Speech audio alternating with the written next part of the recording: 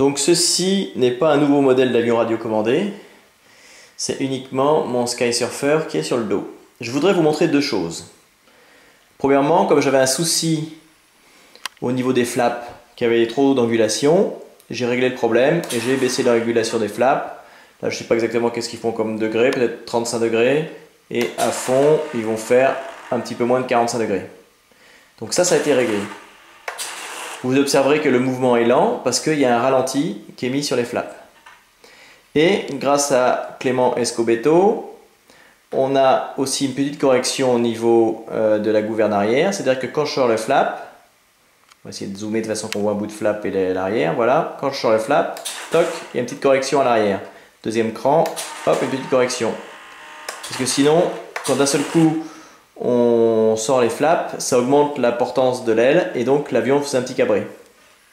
Et alors mon ajout d'aujourd'hui, c'est que j'ai réglé pour que mes ailerons agissent aussi comme des flaps. Donc quand je sors les flaps, toc, l'aileron sort un petit peu.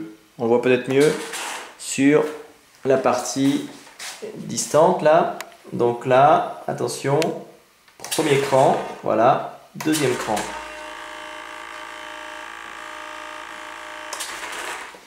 Et la sortie des flaps n'empêche pas, bien sûr, d'avoir les flaps qui sont toujours opérants. Hein. Il n'y a pas de souci, les flaps fonctionnent toujours. Simplement la position neutre est légèrement comme ça, de façon à augmenter la courbure de l'aile. Et évidemment, c'est pareil des deux côtés. Je vous le refais un petit coup vu de l'arrière. Donc ça, c'est la position repos.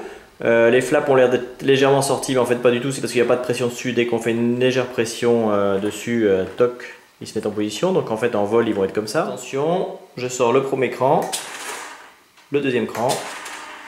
Voilà.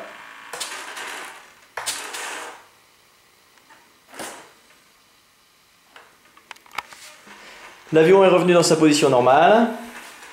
Donc on a comme précédemment le GPS, la sonde pitot avec son cache. Si j'arrive bien à le remettre, c'est bon. L'antenne 3 lobes.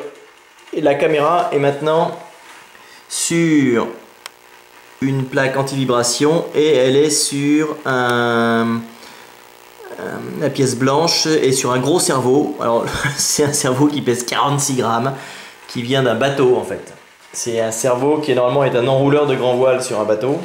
Donc là il y a de la puissance du couple et on a donc la caméra en haut qui est rotative et on a une autre caméra qui est fixe là avec toujours le switch qui me permet de passer de l'une à l'autre en cas de panne du système rotatif.